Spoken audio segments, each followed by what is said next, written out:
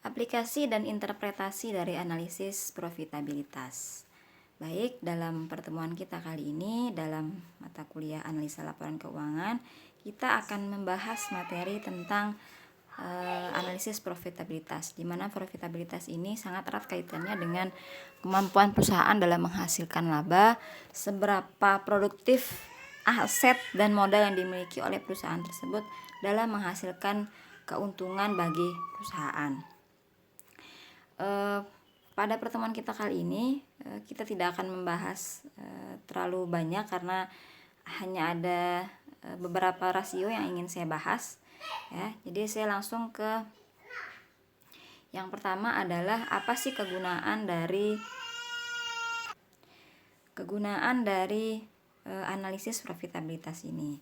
Nah, teman-teman semua, sebagai gambaran bahwa analisis profitabilitas ini merupakan ukuran utama kinerja dan kesuksesan sebuah perusahaan secara keseluruhan. Ketika kita ingin melihat apakah perusahaan itu sukses atau tidak, maka akan sangat tergantung kepada seberapa besar kemampuan perusahaan dalam menghasilkan laba. Karena ketika seorang pemegang saham pasti akan sangat tertarik melihat seberapa besar kemampuan perusahaan tersebut dalam menghasilkan laba. Karena laba nanti ini akan menjadi laba yang dibagikan dalam bentuk dividen kepada para pemegang saham, sehingga tujuan akhir untuk memakmurkan pemegang saham itu dapat dicapai. Nah, dalam hal ini analisis profitabilitas ini menggunakan atau diukur dengan menggunakan kemampuan perusahaan dalam menghasilkan laba, yang dimana terdiri dari dua rasio ya.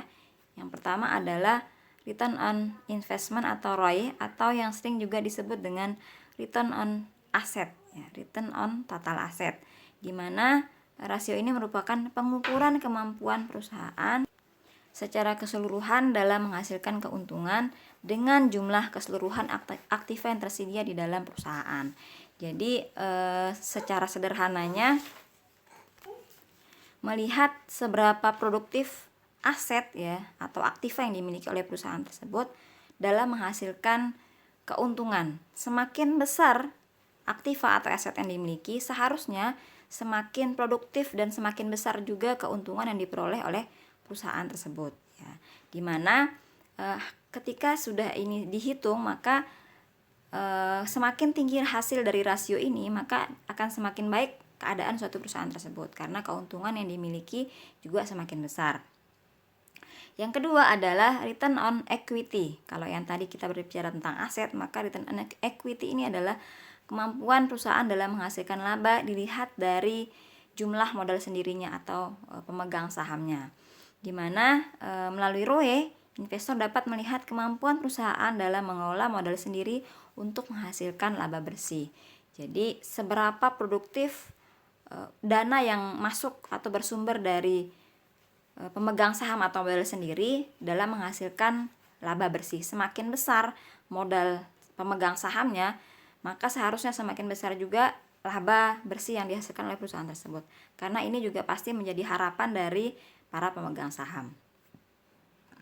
Nah, yang berikutnya adalah apa sih rumus dari dua analisis tadi ya, dari analisis profitabilitas. Yang pertama adalah ROI, di mana rumusnya adalah sederhana sekali ya, laba setelah pajak dibagi total aset dikali dengan 100%, maka nanti ketemu berapa persen hasil dari ROI tersebut ya. Kemudian ROE ya, rumusnya adalah laba bersih setelah pajak dibagi modal sendiri dikali dengan 100%.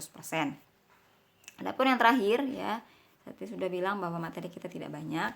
Yang terakhir adalah bagaimana sih kita menganalisa hasil dari ROI ini. Nah, tadi saya sudah ungkapkan di awal bahwa ketika hasil ROI ini semakin tinggi, maka ini mengindikasikan kondisi perusahaan tersebut juga semakin baik.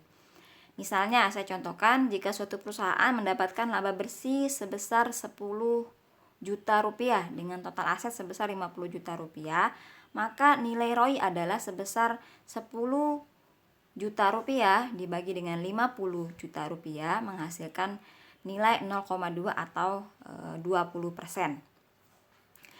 Nah, semakin nilainya ini semakin besar ya, jadi misalnya 0,5 mungkin 0,6, 0,7, maka nilai ROI ini juga akan semakin baik karena mengindikasikan bahwa kemampuan aset yang dimiliki oleh perusahaan tersebut dalam menghasilkan laba itu cukup besar jika dibandingkan atau dilihat dari sudut pandang asetnya.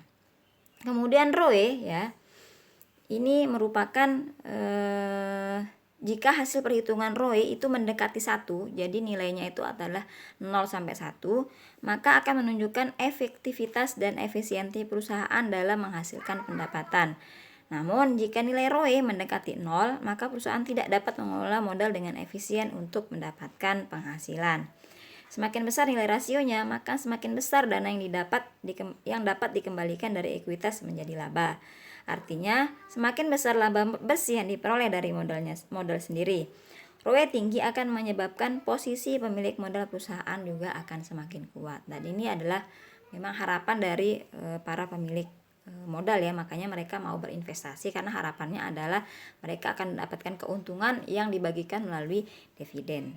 Jadi sekali lagi ketika hasilnya mendekati 1, maka ini mengindikasikan bahwa penggunaan equity yang dimiliki oleh perusahaan tersebut juga semakin baik ya, semakin produktif karena laba yang dihasilkan oleh perusahaan tersebut juga menjadi semakin besar. Itu teman-teman, insya Allah materi yang kita bahas pada hari ini. Insya Allah tidak banyak. Untuk pertemuan berikutnya nanti akan saya berikan penugasannya nanti akan menyusul setelah video ini ya, atau nanti di grup WhatsApp akan saya bagikan. Oke teman-teman, terima kasih banyak. Mohon maaf jika salah kata. Wassalamualaikum warahmatullahi wabarakatuh.